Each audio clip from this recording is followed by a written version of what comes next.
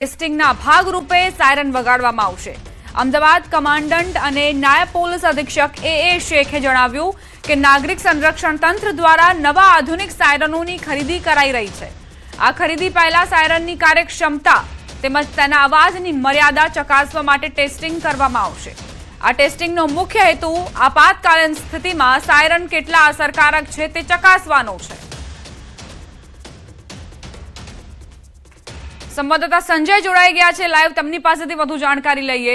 સંજય, શહેરમાં સાયરન વાગશે, શું હેતુ, શું ઉદ્દેશ્ય?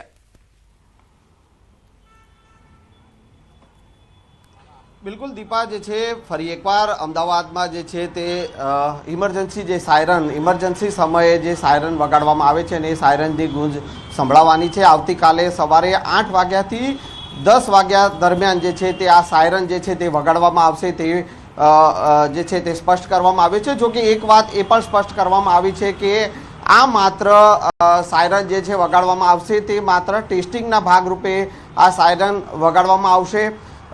અલગ અલગ જગ્યાએ આ સાયરન જે છે તે વગાડવામાં આવશે। નાગરિક સંરક્ષણ તાલીમ શાળાના અધિક્ષક જે છે તેઓ દ્વારા જાહેર જનતા જો એક સંદેશ જે છે તે આપવામાં આવ્યો છે કે આ માત્ર ટેસ્ટિંગના ભાગરૂપે અને જે સાયરન ખરીદી કરવામાં આવનાર હોય તેના ભાગરૂપે જે છે તે સાયરન ટેસ્ટિંગ કરવા માટે આ સાયરન વગાડવામાં આવશે। અગાઉ ભારત અને પાકિસ્તાન વચ્ચે જ્યારે તણાવભરી સ્થિતિ હતી અને ત્યારે જે સાયરનો જે વગાડવામાં આવી હતી અને એવી જ સાયરનો જે છે તે અમદાવાદમાં આ ટેસ્ટિંગના ભાગરૂપે આવતીકાલે સવારે 8 વાગ્યાથી 10 વાગ્યા દરમિયાન, એટલે કે કોઈ વ્યક્તિએ શહેરીજનોએ ગભરાવાની જરૂર નથી। આ માત્ર સાયરન જે છે તે ટેસ્ટિંગના ભાગરૂપે વગાડવામાં આવશે અને તે સવારે 8 થી 10 વાગ્યા દરમિયાન આવતીકાલે સવારે જે છે તે વગાડવામાં આવશે। જી દીપા, આભાર સંજય જાણકારી આપવા માટે।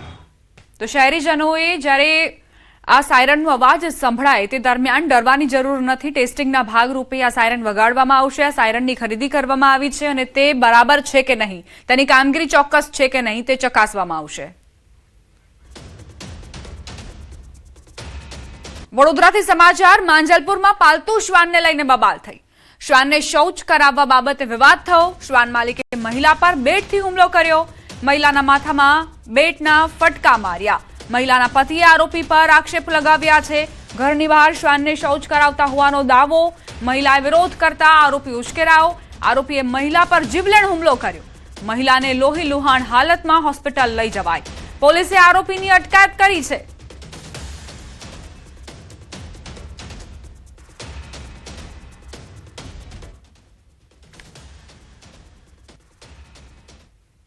મારી વાઈફ ઘરથી બહાર જઈને એવું બોલી કે ભાઈ તમે અહીંયા ગંદવાડું શું કામ કરો છો, બોલે એવું હોય તો તમે બહાર મેદાનમાં લઈ જઈને કરો।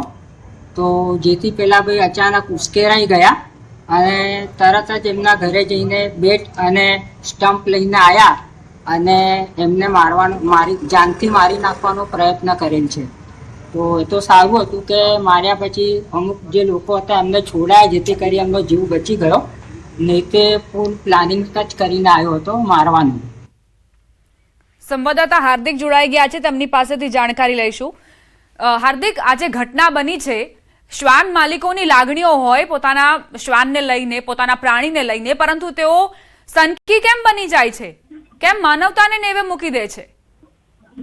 બિલકુલ, જો આપણે વડોદરા શહેરની વાત કરીએ તો થોડા સમય અગાઉ પણ એક વિસ્તારમાં સોસાયટીમાં આ પ્રકારની સમસ્યા સર્જાઈ હતી અને ત્યારબાદ જે પડોશીઓ છે તેમના વચ્ચે મારામારી થઈ હતી।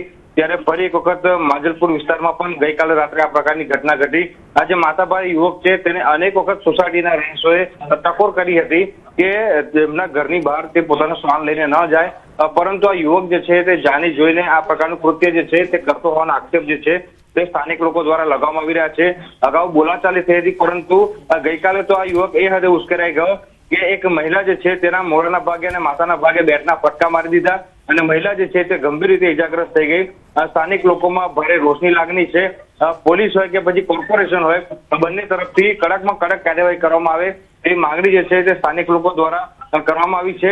માંજલપુર પોલીસ ગઈકાલે રાત્રે જ્યારે હોબાળો થયો ત્યારે સ્થળ પર પહોંચી હતી, મહિલાને તાત્કાલિક સારવાર અર્થે મોકલી હતી અને યુવકને સ્થળ પરથી જ જે છે તે ઉપાડી લેવામાં આવ્યો, એટલે કે અટકાયતી પગલા જે છે તે તેના વિરુદ્ધ લેવામાં આવ્યા હતા અને ત્યારે પોલીસે તેના વિરુદ્ધ જે કાયદેસરની કાર્યવાહી છે તે હાથ ધરી છે। આભાર હાર્દિક જાણકારી આપવા માટે। મોટી માત્રામાં શંકાસ્પદ ઘીનો જથ્થો ઝડપાયો છે। માંડવીના ખેડપુર ખાતે ઘરમાંથી શંકાસ્પદ ઘીનો જથ્થો ઝડપાયો।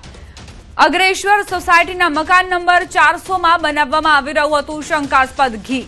અલગ અલગ સાઇઝના ડબ્બામાં પેકિંગ કરવામાં આવ્યું હતું। ઘી યદુગીરી બ્રાન્ડના નામથી પેક કરાયું હતું।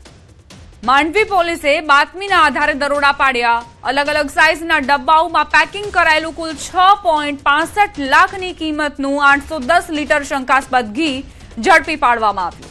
પોલીસે તમામ જથ્થામાંથી સેમ્પલો લઈ લેબ ટેસ્ટિંગ માટે મોકલ્યા છે। સંવાદદાતા કેતન જોડાઈ ગયા છે વધુ જાણકારી સાથે। કેતન, આ નકલી ઘીનો જથ્થો ઝડપાયો છે, શું જાણકારી? ક્યાં ફેક્ટરી ધમધમી રહી હતી? સુરત જિલ્લાનો સુરત શહેર એક નકલીનું હબ જેવું બની જવા પામ્યું છે। ખાસ કરીને વાત કરવામાં આવે તો સુરત જિલ્લાના માંડવી તાલુકાના ખેડપુર ખાતે અગ્રેશ્વર સોસાયટીના મકાન નંબર 400 ની અંદર નકલી ઘી બનાવવાની ફેક્ટરીનું કારખાનું ઝડપવા પામ્યું છે। માંડવી પોલીસે યદુગીરી બ્રાન્ડ નામના પેકિંગના ડુપ્લિકેટ ઘીનો જથ્થો ઝડપી પાડ્યો છે।